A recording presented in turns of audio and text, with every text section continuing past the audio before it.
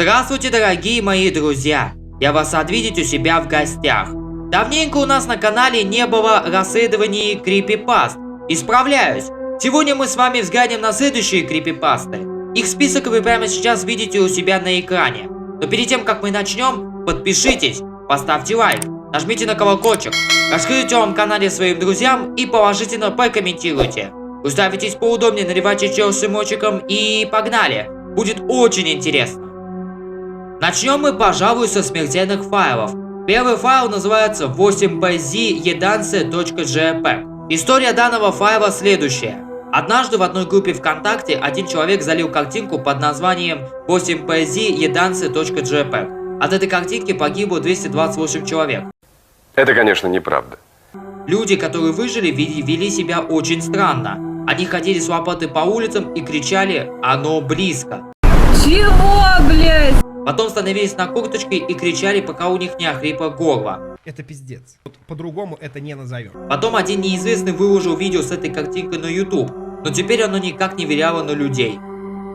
Следующий файл называется dr8g.mp4. Об этом видео вообще мало что известно. Известно только то, что от него погибло 32 человека. Это все, что мне удалось найти по данному файлу. Чтобы вы хоть как-то вникли в содержание данного файла, я вам прямо сейчас его покажу во всей красе.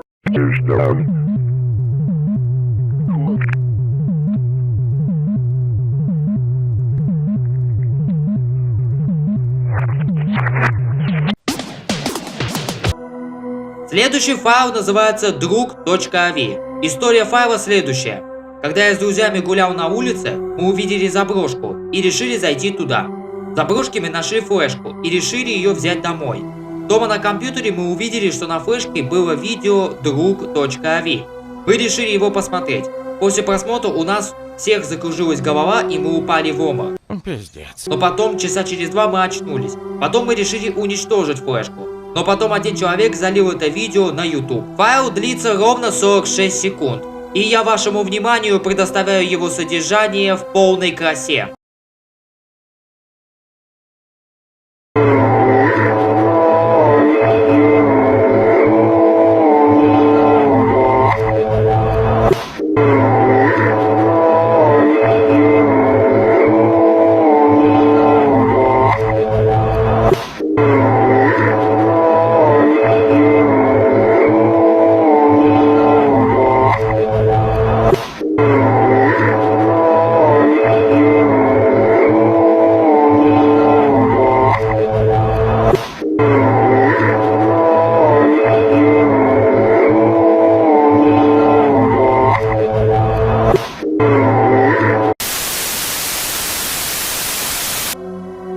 Следующий файл называется xnllive.3g2. Данное видео практически нигде в нынешнее время не встречается. По легенде, этот файл во время просмотра оказывал влияние на мозг и тело в положительную сторону. Да ладно. После просмотра с человеком происходит следующее. Повышается удачливость, повышается самочувствие, повышаются силы, появляется вдохновение, появляется инициатива к новым начинаниям, появляется любовь ко всему живому, происходит избавление от пророков. Интересно. Упомянутые выше изменения якобы привлекли тысячи людей на поиски этого файла, но согласно пасте, успехом они не увеличают. Данный файл находится под паролем в архиве schatlive.rar, но неизвестно, то ли это видео или обыкновенная подделка. Якобы пароль на архив сложный, но логичный, что может намекать на то, что пароль связан с названием файла архива, либо на то, что это кодовое слово. Если считать название архива, можно лишь предположить, что его название файла архива связано с chat.zxz, так как там почти было то же самое, но уже не с видео, а с числами. Якобы Бог дал избранным числа, и они управляют судьбой. Файл был найден одним из исследователей на YouTube и залит на Яндекс.Диск. Первоначальный формат MP4, так как программа, используемая для скачивания, не поддерживает 3G2. Более файл нигде не встречался. Его воздействие не доказано, и исследование новонайденного файла на данный момент не проводилось. Скорее всего, либо это фейк, либо безопасная версия данного файла. Размер не сходится с файлом из архива ChatLive, но вероятно это из-за многократной переконвертации формата и смены его первоначального качества во время скачивания с YouTube. Но файл, найденный на YouTube, увы, оригиналом не оказался. Вот это поворот! Оригинал весит 580 232 байта, в отличие от фейков, один из которых не работает, а другой имеет размер значительно меньше. Увы, файл не запускается. Вероятно, он был обработан организацией, прежде чем попасть в архив. Его расширение неизвестно. Оригинал был найден в глубоком интернете независимым исследователем. Наша группа получила его за оказание некоторой услуги, информация о которой не слишком важна до общего восприятия. Более его нигде больше не найти.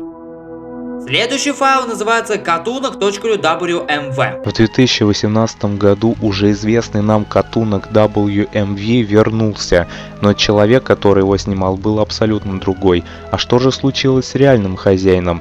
Он был расчленен у себя дома, Это пиздец. Вот по-другому это не назовем. а оператором был его брат, и у него созрел план, как убить этого кота из ада. Сначала он взял палку для котов и отрезал кусок плоти своего брата, а потом приступил к делу. Затем он подошел к коту и начал его выбешивать. Потом коту это надоело, и он ушел в коридор. Но человек на видео был не из робкого десятка. В конце этого файла мы видим то, что человек на видео закрывает дверь, и кот прижался к стене и его буквально расплющивает. Пиздец. Вот и конец данной истории. В данном видео есть оглушающий крик кота, еще мелькают скрытые кадры. Всех любителей котеек просим выключить данное видео. Спасибо, что не промотали. Следующий файл называется segacd1994.avi. Подобной информации по этому файлу мне, к сожалению, найти не удалось. Единственное, что я вам могу предложить, это насладиться его содержанием во всей его красе.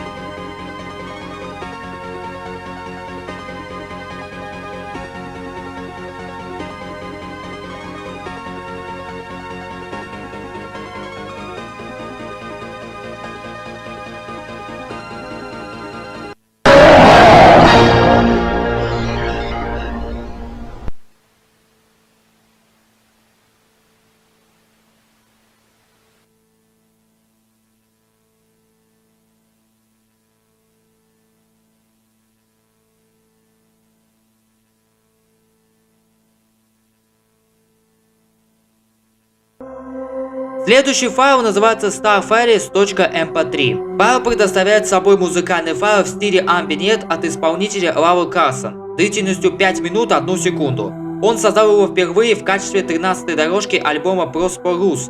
Однако после того, как ему стало известно о воздействии данного файла, моментально удалил его из свободного доступа. В настоящее время файл хранится в архивах американской, русской, немецкой и китайской групп файлов 21. Файл не подчиняется к остаткам особых файлов, так что, строго говоря, выпадает из этой группы. Воздействие файла крайне необычное. Человек, прослушавший этот файл, через 4-5 дней проявляет все симптомы специфической формы чумы. Нихуя не понял. Ну, очень интересно. Однако в исследовании возбудителя не находят. Лекарства не дают хоть сколь-нибудь эффекта, и вскоре человек погибает. При этом никто не заряжается. Всего зафиксировано около 500 случаев проявления эффектов. И по оценкам экспертов, есть еще как минимум столько же незарегистрированных случаев. Просто охуенно, если я правильно понял. Проявление эффектов не всегда обнаруживается при полном прослушивании файла, а отрывочное прослушивание практически исключает появление воздействия. Однако после того, как русская группа файлов 21 попыталась создать отрывок файла с длительностью в 4 минуты с целью распространения в качестве ознакомительного материала, у 5 прослушивателей было зафиксировано полноценное воздействие, после чего отрывок уничтожили и впредь подобные эксперименты не проводились. Двукратное прослушивание дает практически 100% шанс появления симптомов. Создатель файла комментировать происходящее отказался, но выразил глубокие сожаления в связи с происходящим и желание как можно дальше спрятать этот файл и не вспоминать о нем. Файл либо не существует, либо очень хорошо скрыт-спрятан. О нем нет никаких упоминаний, и поиск музыки на разных сайтах не дал никаких результатов. Следующий файл называется spi.avi. Spi.avi — это видео, загруженное на YouTube пользователем Rumors of Soul. История возникновения данного видеофайла практически неизвестна, но имеются наблюдения ряда просмотревших данную запись. А теперь мы с вами рассмотрим анализ данного файла. В первых кадрах можно увидеть различные символы, среди которых выделяются 3 русские буквы СП. На следующих кадрах мы опять же видим различные символы другого цвета, но среди них можно увидеть вполне узнаваемые цифры 90500. Описаны только полностью видимые цифры. Возможно, при детальном рассмотрении будет заметено кое-что. Звуковым фоном идет навязывающая мелодия, вкупе с уличным шумом изредка что-либо еще. Следующая это газета. При приближении видна дата январь 25-27-2008.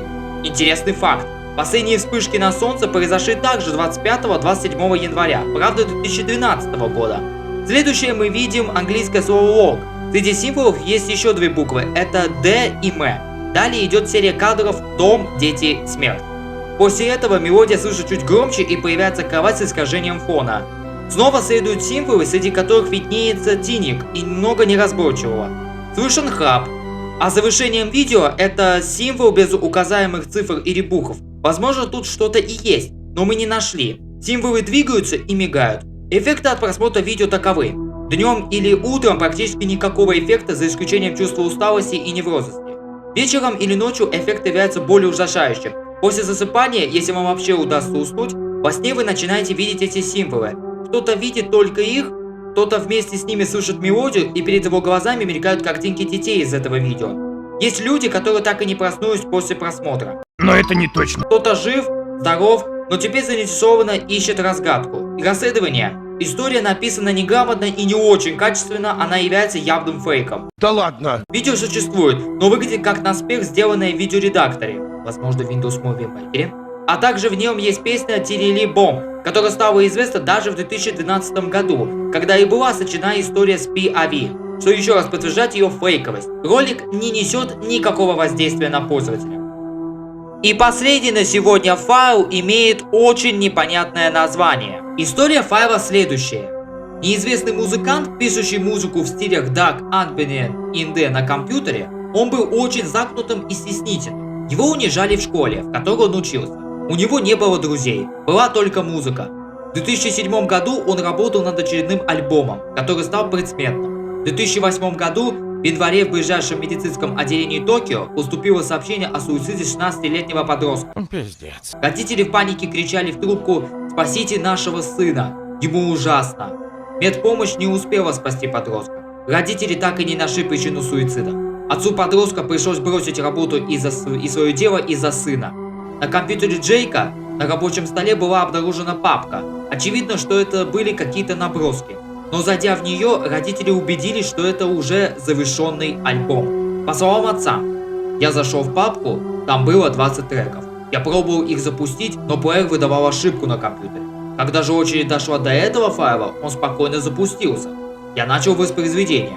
Во время прослушивания мне казалось, будто что-то не так. Что-то не так с этой музыкой, черт возьми. Я слышал многую страшную музыку прошлым летом, но такое я впервые слышал. У родителей того подростка был очень хороший друг семьи, назовем его Гарри. Он увлекался паранормальными явлениями и мистикой, связанные с самоубийствами. Мы отправили ему файл, и он сказал, что проведет расследование. Когда он позвонил нам, мы были потрясены, шокированы до ужаса. Оказалось, что в музыке, которую мы прислали, оказались сильно воздействующие виртуальные ритмы, которые негативно влияют на мозг. Из разговора. Этот файл не следует никому показывать, но и нельзя удалить. Ваш сын в буквальном смысле вложил свою душу в эту музыку. Я вам серьезно говорю. За мои долгие годы практики я ничего подобного не слышал. Какой бред! Я в это не верю. Я думаю, мой сын хотел бы, чтобы мы издали его альбом. Он над ним целый год старался. Вы не можете. Никто не знает, как он может повлиять на человеческий мозг. Эти виртуальные ритмы сбивают мозг с толку. Это действительно может быть опасно. Я могу привести аргументы и статьи о смертельных файлах. Вы полагаете, что жалкий MP3 файл способен убить или свести с ума? Вполне вероятно. Послушайте в наушниках, вы все сами поймете. Такое должно быть строго запрещено, либо этот файл частично относится к смертельным файлам. Родители послушали данный файл, они не стали издавать файл и решили удалить папку. Буквально через 3 недели в отделение полиции Токио поступило сообщение о убийстве 2 человек и нашли дома лежащими на полу. Дверь квартиры была взломана. Причина убийства так и не установлена, предположительно отравление, так как в организме убитых были обнаружены очень опасные для человека вещества. Это была та самая квартира, те самые родители. Когда Гарри об этом узнал, он обратился к родственникам с просьбой не рассказывать об этом случае никому. С тех пор прошло 2 года, как в 2010 году тот же Гарри обнаружил на японском форуме о психоделике и прочих мистических вещей тот самый файл, отправленный пользователем с непонятным ником. Гарри впал в шоковое состояние и тут же позвонил родственникам тех самых родителей того музыканта. Но выяснилось, что у них не было ни альбома, ни копии того трека. В итоге никто не знает, у кого оказалась копия и кто ее выложил. Гарри переехал из Японии в США, где поженился на девушке и работает программистом. А о том случае, который был в 2008 году, предпочитает не разговаривать вообще. Сам файл исчез с того сайта, но в узких кругах является доступным. В апреле 2009 года некая фан-группа создала сайт, посвященный Джейку и его музыке. Но в связи с очень странными событиями в жизни администраторов сайта, его решили закрыть, а хостинг продать другому владельцу. История абсолютно реальна. По просьбе Гарри полиция никого не стала оповещать об убийстве. Также это дело было засекречено от СМИ. Некоторая информация скрыта, так как в истории приведены реальные имена реальных людей. Верить вам или нет, это уже ваш выбор. Что касается расследования файла. Название трека переводится примерно так. Затишье перед тем, как произойдет сбой. Эта история не только про смертельный файл, но и про дух мертвых. Непонятно, как он оказался в интернете, если он был удален почти сразу после обнаружения. То это можно объяснить либо мистикой, либо сохранившейся копией. Файл уже был утерян из-за программного сбоя. Возможно, оригинал от анонима безопасен. Музыка довольно приятна. А теперь мы с вами переходим к взломам телеканалов. Первый взлом произошел на телеканале Cartoon Network 18 июля 2015 года. Подобной информации по этому взлому у меня, к сожалению, нету, поэтому мы с вами прямо сейчас разберем его содержание. Видео начинается с демонстрации блоков различных мультфильмов. Дальше появляется логотип телеканала, а потом появляется черный экран и появляется ожидание сообщения правительства, которую создал один пользователь YouTube еще в далеком 2013 году. Далее настроечная таблица и снова сообщение правительства, и так несколько раз. А потом, ребята, появляется фрагмент из взлома телеканала СТС Сыктывкаре от 27 сентября 2012 года. Видеообзор которого в этой рубрике вы можете найти. А потом дальше эфир возвращается в обыденное состояние. Больше подобной информации по этому взлому у меня, к сожалению, нету. Второй взлом произошел на телеканале БТ-1 в 2004 году. Информации или слов очевидца, к сожалению, я не нашел. Поэтому мы с вами также разберем его содержание. Видеоролик начинается с демонстрации часов телеканала. Далее появляется программа «Новости». Но в это время начинается перехват эфира. Далее на черном фоне появляется какой-то мем, сделанный, скорее всего, в телеграм-боте Ржака-бот. Я так думаю. А это кадр из одного из взломов, который я в этой рубрике уже обозревал. А далее эфир возвращается в обыденное состояние. Вот и все. Второй взлом произошел на телеканале МТК 22 марта 1997 года. Описание короткое. В 1997 году на канале МТК во время показа передачи «100 к 1» неизвестный хакер из Грузии взломал канал и поставил на нем странный видеоролик. Сейчас мы с вами разберем содержание данного видео. Видеоролик начинается с демонстрации передачи «100 к 1». Далее появляется черный экран и появляются надписи на грузинском языке. Потом появляется надпись «Скримерс» и показываются следующие скримеры. Какая-то череда скримеров, известная девушка, лицо младенца с черными дырами, девушка в зеркале, скримеры из СПЦ-450, скример телекомпании Ви Джеффери, убийца, который также показывается и мигает в негативе. А потом вы могли еще увидеть скример Барт. И на этом все. Помехи, и эфир возвращается в обыденное состояние. Следующий взлом произошел на телеканале Мульт 31 декабря 2019 года. Подобной информации по этому взлому у меня, к сожалению, нету. Сам взлом длится около 30 секунд, и я вам могу предложить посмотреть его содержание во всей красе.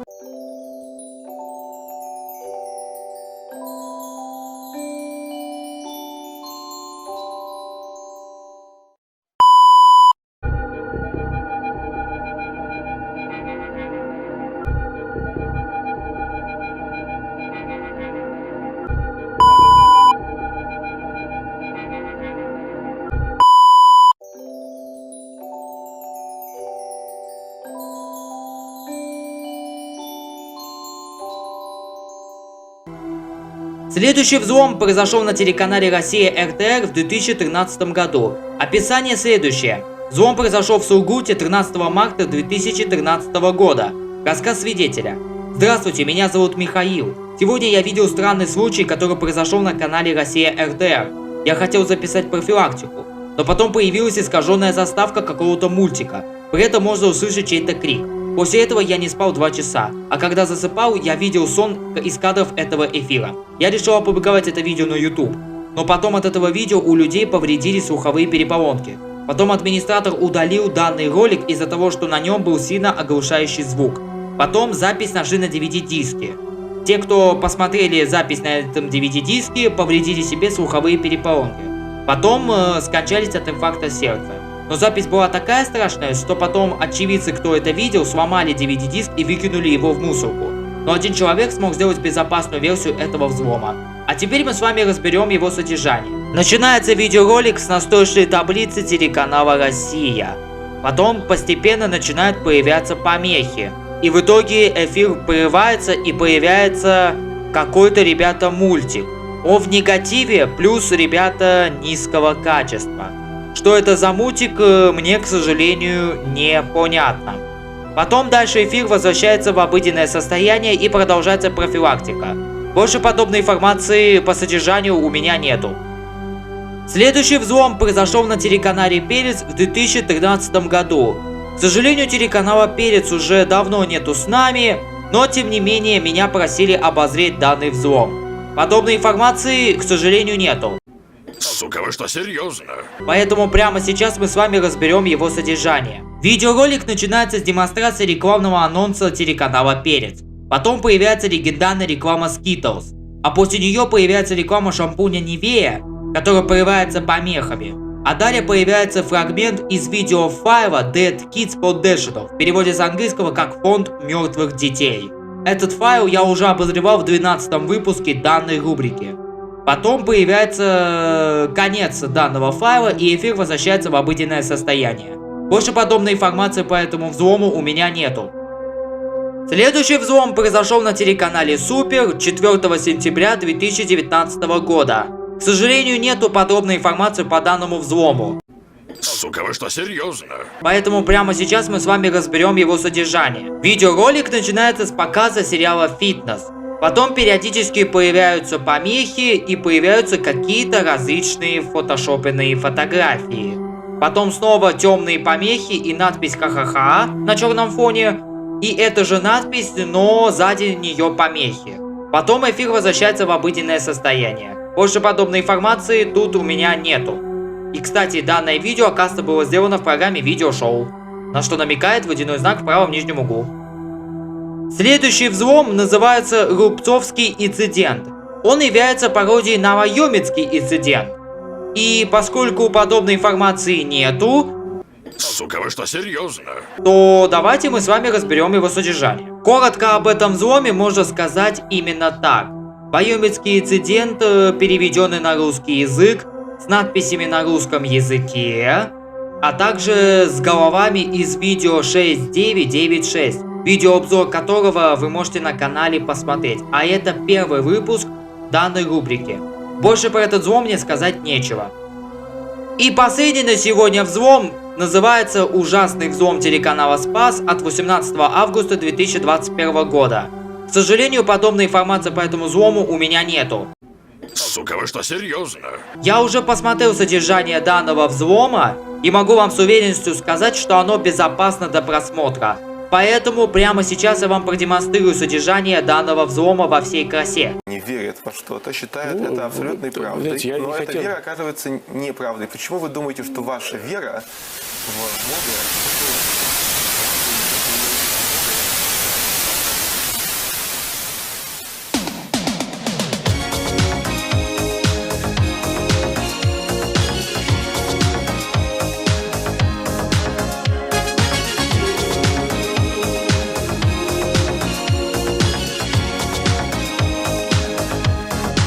На этом выпуск, к сожалению, подходит к концу. На этой чудесной и классной ноте каждому из вас говорю огромное спасибо за просмотр данного видео. Слушайтесь маму, мойте руки с мылом и будьте самыми клевыми, а значит оставайтесь сами собой.